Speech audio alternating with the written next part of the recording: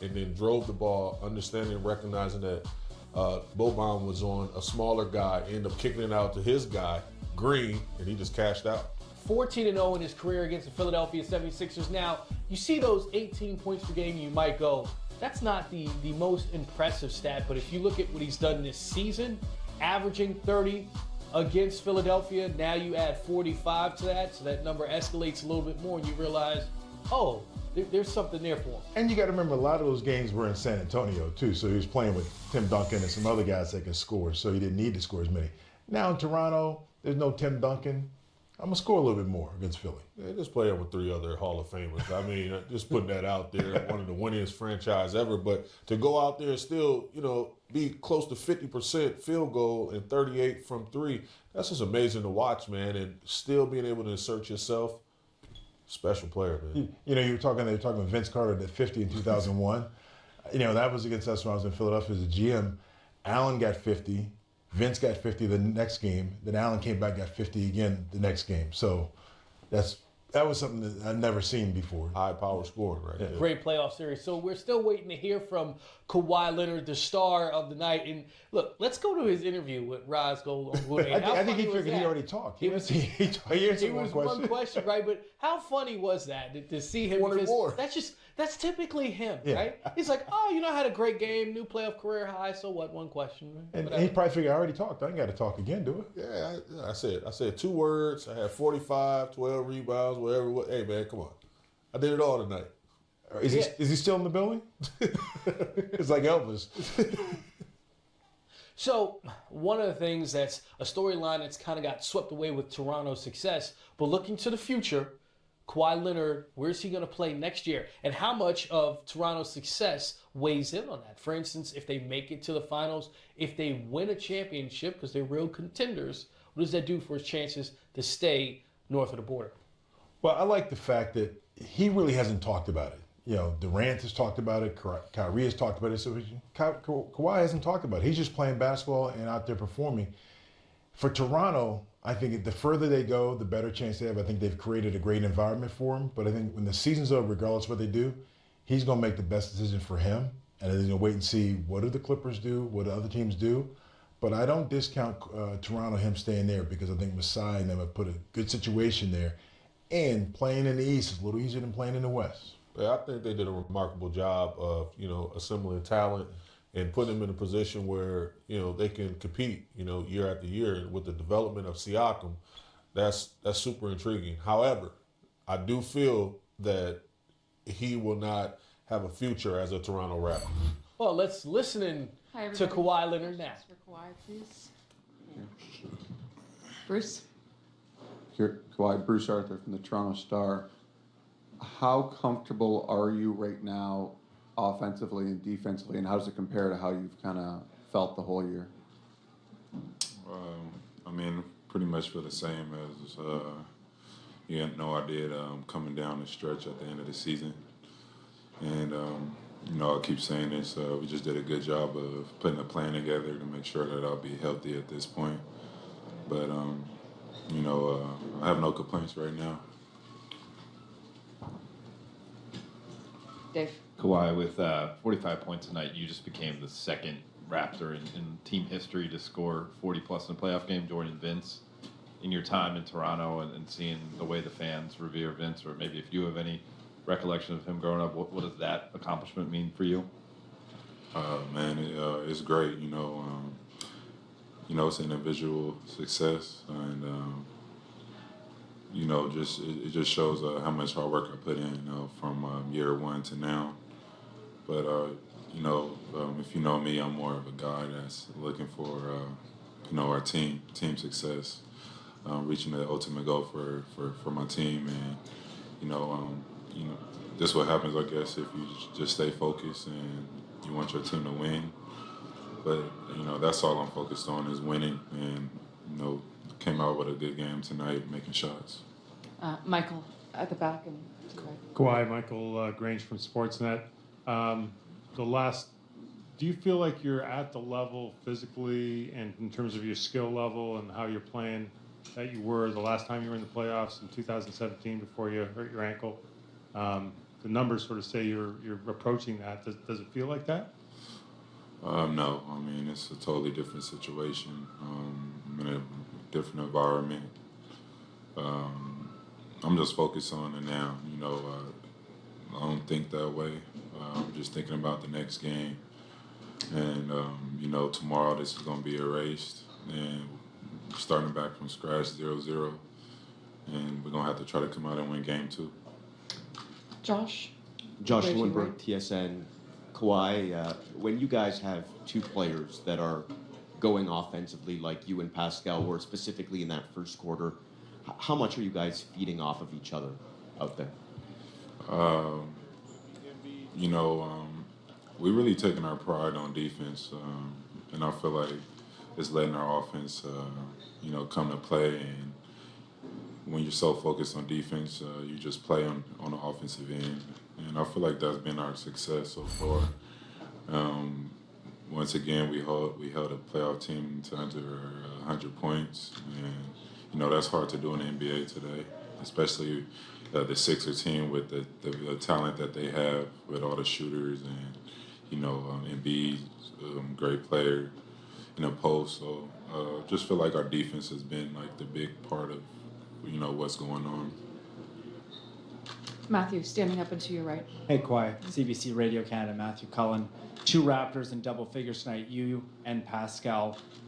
Just could you comment on how much you've seen his game grow with respect to you working with him together? I mean, I said this before, he came out of nowhere. I mean, I seen it in training camp, seeing how skilled he was.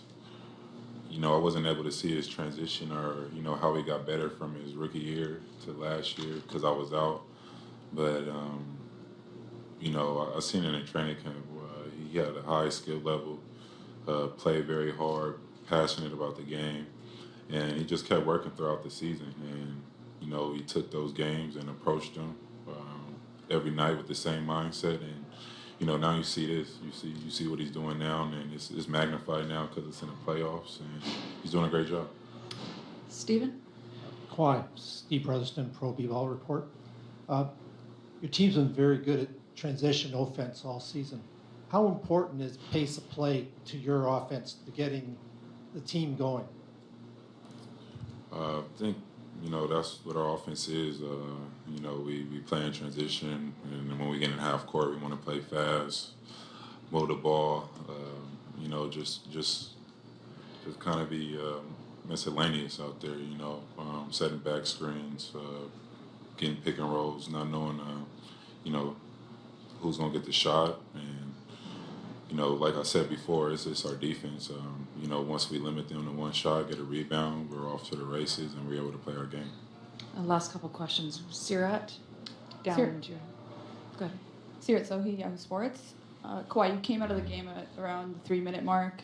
Was there any desire to stay in and try to break your career high? No, not at all. I was trying to get out the game before I even got to that point. We was up 20 points with probably like 5 minutes left, and I was already looking at the bench trying to get them to come, take me out the game. Like I said, this individual stuff it's not big on me. I mean, big for me to reach these goals. It's great when you do it and you could win, but my focus is every game trying to win the ball game. And, that's why we're playing this game. We're not playing so I could score 50 or get 40 points. We're all on this team and, trying to say Raptors win at the end of the day. Thank you, everybody. So Kawhi says it's all about winning. LeBron James with an interesting tweet. Karan, is this tampering? What's happening here? I thought he was just saying that, it's all about the Laker nation, and Kobe got 5 right here. I thought. Did you just go Kobe on LeBron? It's part of the fraternity. Everybody Lakers, bro. Is that a clause? I think that's a clause. Oh, okay. That's what that I is. missed that. So what is he trying to say? Good game?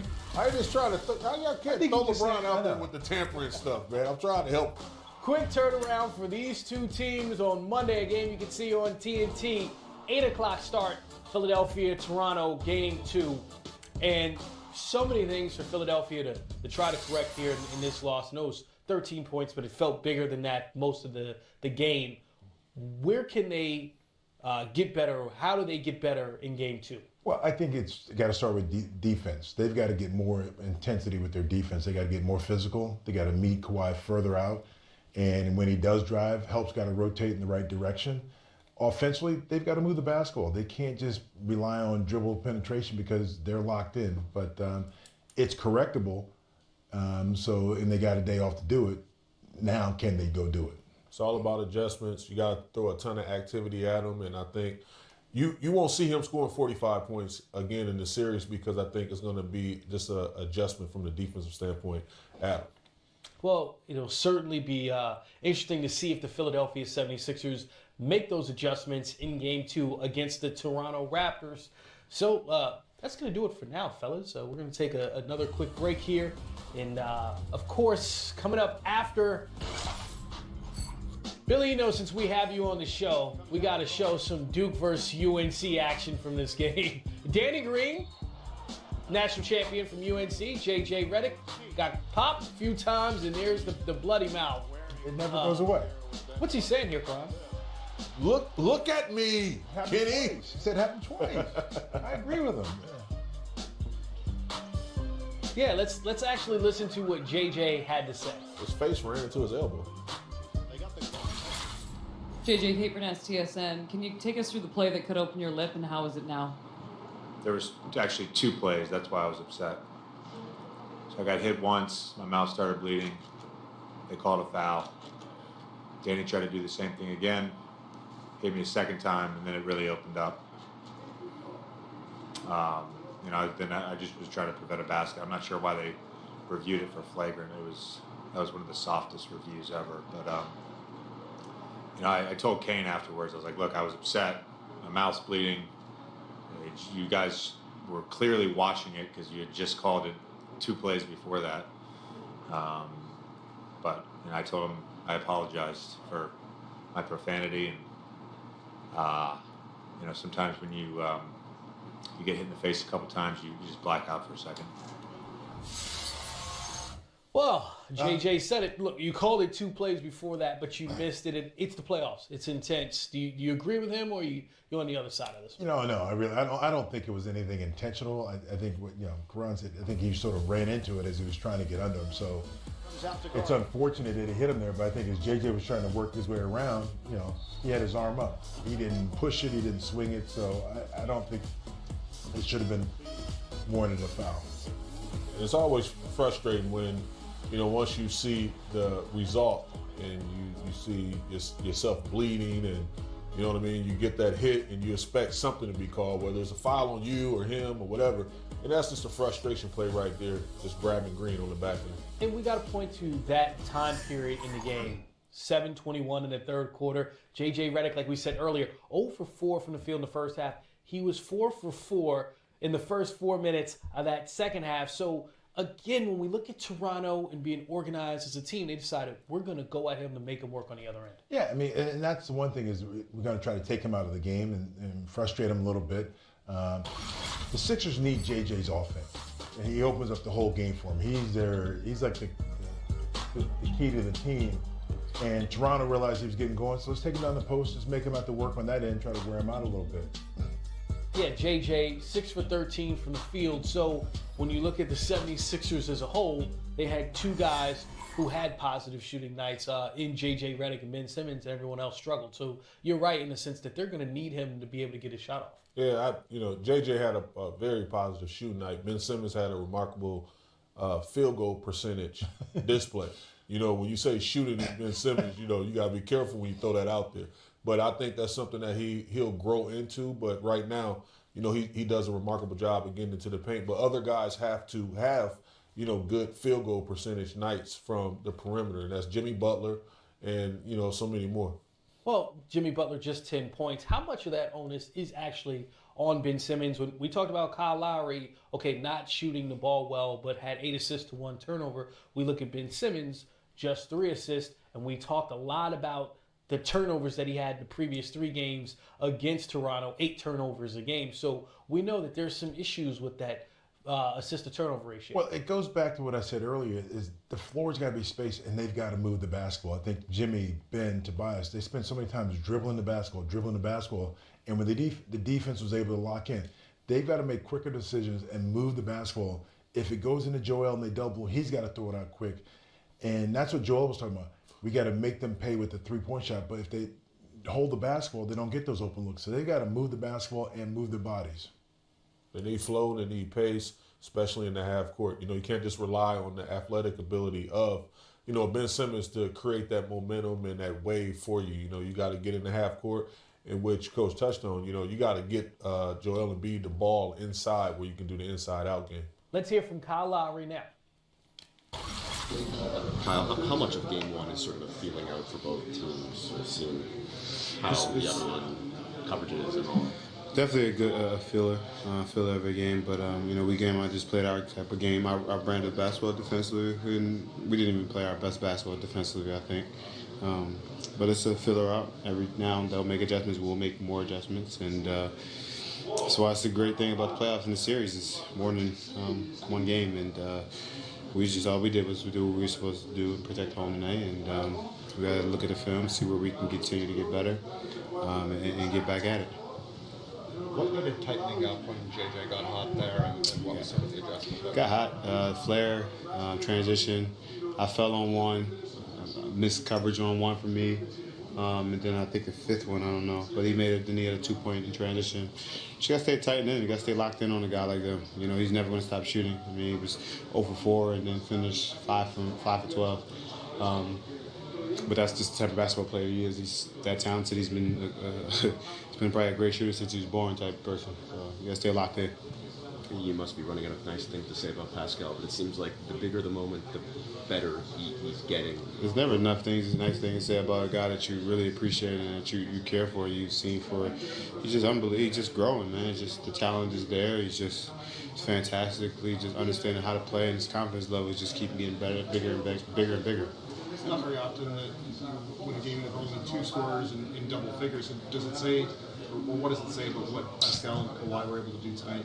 They were unbelievable offensively. And defensive. They were good. And, we're a type of team that everybody can step up. And, those 2 guys are, our options right now. And Kawhi was just in the zone, and he probably could have more, but he's facilitated some and made some shots. Pascal could have probably had more, but we're just a good team that don't care who has the success. We just want our team to be successful. What do you think of the pace? Did you kind of get what you wanted? Do you think there's more?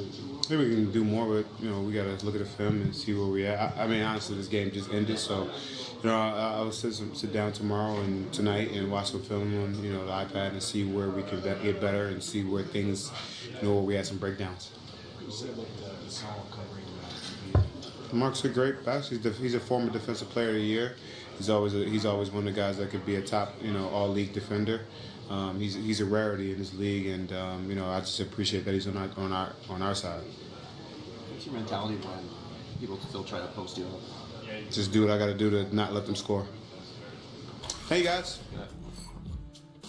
So, Kawhi Leonard, career high 45 points. Career playoff high, 45 points, second most in Toronto franchise history behind Vince Carter, who dropped 50 back in 2001. And we saw what Kevin Durant did the other night. Okay, 38 points in the first half for the Golden State Warriors. And he's been having some incredible performances recently in the playoffs.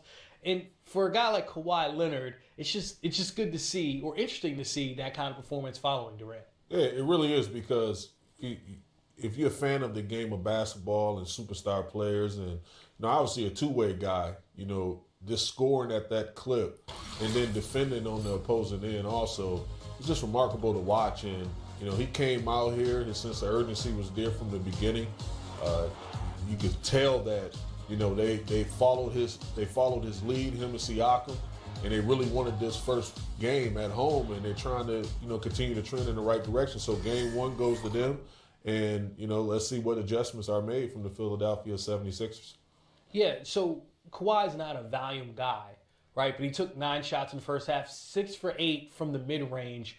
He seemed to get comfortable in that spot early and often. Yeah, Kawhi takes shots that, the easy shots. He takes what's given there. Like, he looks at the defense. If it's an open three, he'll take it. Or he'll decide, I'm going to just take it as far as I can. Like, this one's a three, shot clock's running down. Okay, I'll take that.